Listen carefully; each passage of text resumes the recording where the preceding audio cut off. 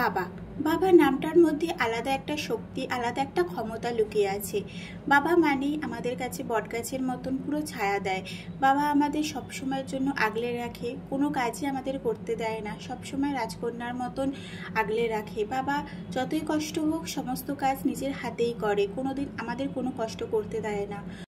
ও ছিল আমার স্কুল লাইফের বান্ধবী। ও আসার পর তো আমার মনটা ভীষণ খুশি হয়ে যায়, কারণ স্কুল লাইফের একটা বান্ধবীকে ফিরে পেয়েছিলাম। তার সাথে গল্প করতে করতে স্কুল লাইফের অনেক কিছু মনে পড়ে যাচ্ছিল। ছোটোবেলাকাকে স্কুল লাইফে ফিরে যেতে ইচ্ছা করছিল। তো তারপরেই জানতে পারি ওর বাবা কিছু মাস আগে মারা যান।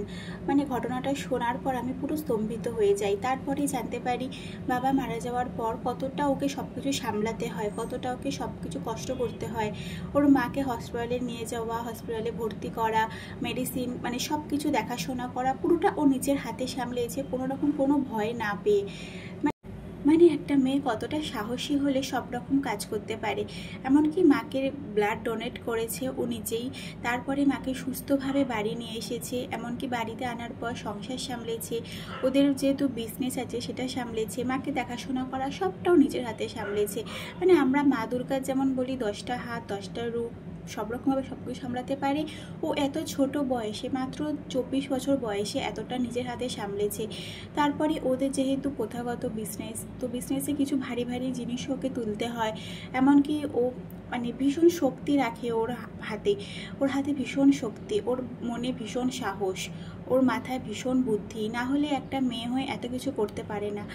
আমাদের মতন মেয়ে হলে তো এত কিছু করতেই পারতাম না। একটা ছেলে যেমন শক্তি রাখে, ও তেমন শক্তি রাখে। একটা গোটা সিলিন্ডার ও নিজের হাতে করে দোতলায় তুলতে পারে, ভারী ভারী বস্তা, ভারী ভারী সব কিছু নিজের হাতে তুলতে পারে। ওর এই সাহসিকতাকে, ওর এই শক্তিকে, সব কিছুকে আমি কুর্নিশ জানাই। সব কিছুকে আমি ভীষণ এই কথাগুলো শুনে খুব ইমপ্রেসড হয়ে গেছি। সব কিছু আমি কুর্নিশ জানাই। ভালো থাক, সুস্থ থাক, আর দেখা হচ্ছে পরের একটা ভিডিওতে। ততক্ষণ সবাই ভালো থেকো, সুস্থ থেকো। আর আমার এই কাজটা তোমাদের কেমন লাগলো জানাতে কিন্তু একদম ভুলো না। চলো, টাটা, বাই বাই।